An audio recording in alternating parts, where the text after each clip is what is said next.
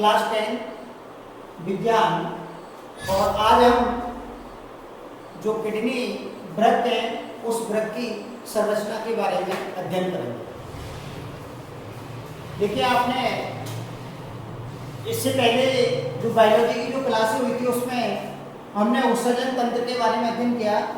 एक बार मैं फिर से उस बात को रिपीट कर रहा हूँ। आपने जो उत्सर्जन तंत्र बनाया था उस उत्सर्जन तंत्र में दो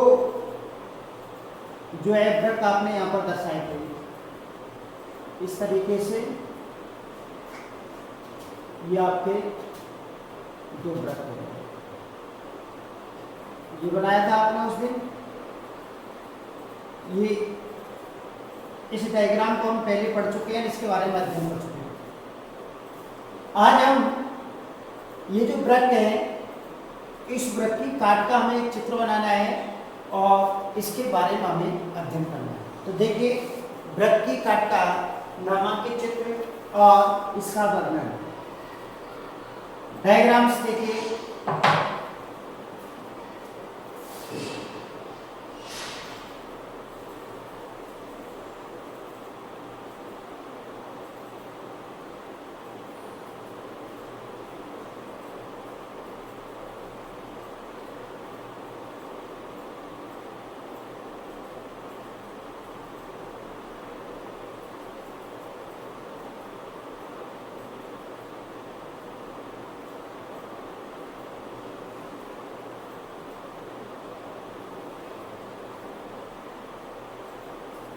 देखिए, ये जो वृक्क होता है इस वृक्क के अंदर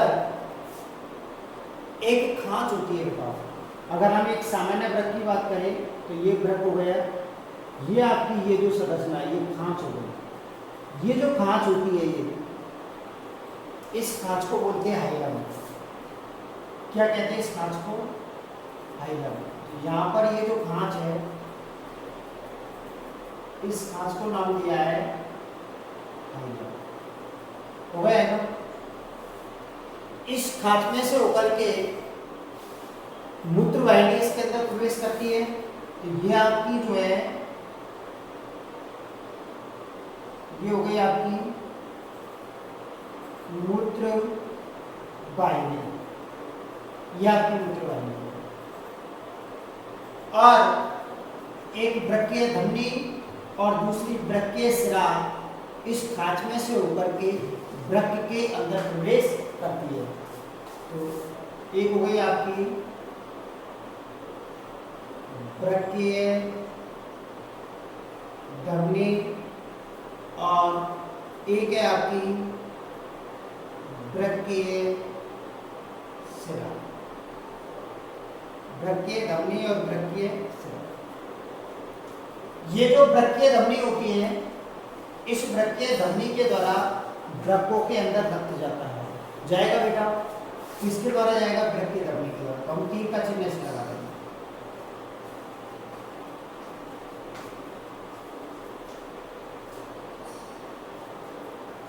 ये रक्त जा रहा है, कहां पर जा रहा है?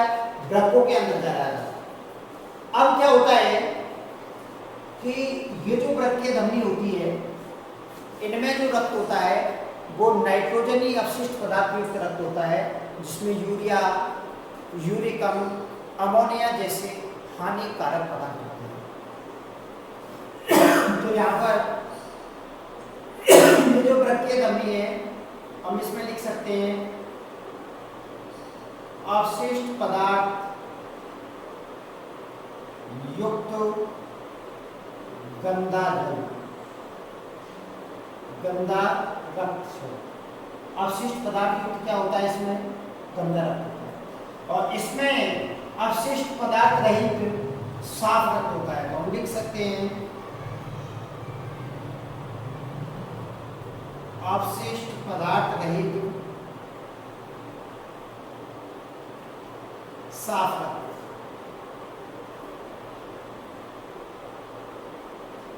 और जब वृक्कों के अंदर जब ये गंदा पदार्थ युक्त रक्त जाता है तो ये यहाँ पर एक विशेष प्रकार की संरचना होती है जो हमने उत्सर्जन तंत्र जब पढ़ाया था तो उसमें पढ़ाई थी नेफ्रॉन, जिसके द्वारा रक्त की यहाँ पर सफाई होती है और मूत्र का निर्माण होता है जो मूत्र वाहिनी के द्वारा मूत्राशय में पहुंचा दिया जाता है, और बाकी का शेष जो साफ रक्त है वो वृक्कीय शिरा के द्वारा वापस आता है।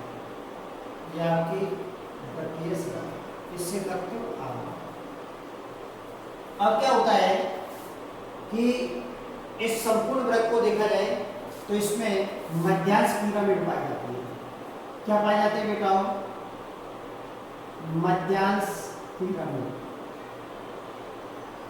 देखो इधर,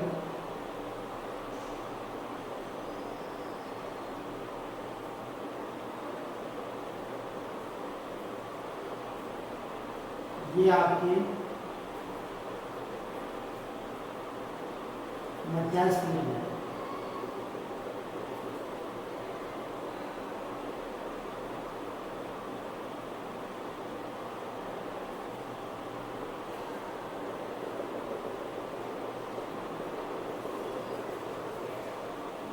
नाम लिख देता हूं इनका।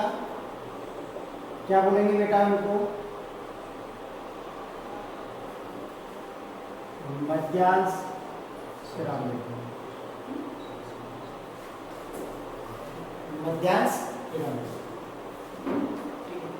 यह आपकी मध्यांश पिरामिड। अब आगे देखो, इस तरीके से मैं ये जो वृक्कीय धमनी और जो वृक्कीय शिरा है इसकी शाखाएं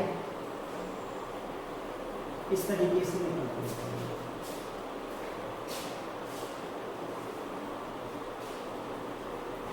ये शाखाएं होगी वृक्कीय धमनी और वृक्कीय शिरा,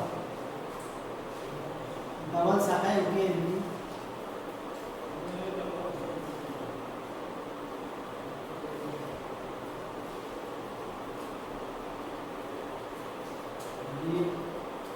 इनकी आपकी शाखाएं होगी।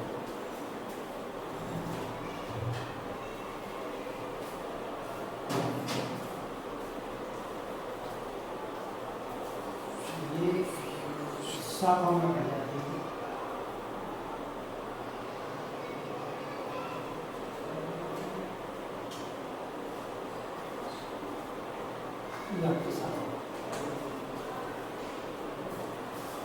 ये जो वृक्कीय और वृक्कीय जो धमनी होती है वो जब वृक्कों के अंदर प्रवेश करती है तो इस तरीके से शाखाओं में बढ़ जाती है, और ये जो वृक्कीय धमनी होती है वो शाखाओं में बढ़ करके और नेफ्रॉन के अंदर इनमें मूत्र का निर्माण होता है। जो मूत्र का निर्माण होता है वो मूत्र यहाँ पर आकर के इकट्ठा हो जाता है।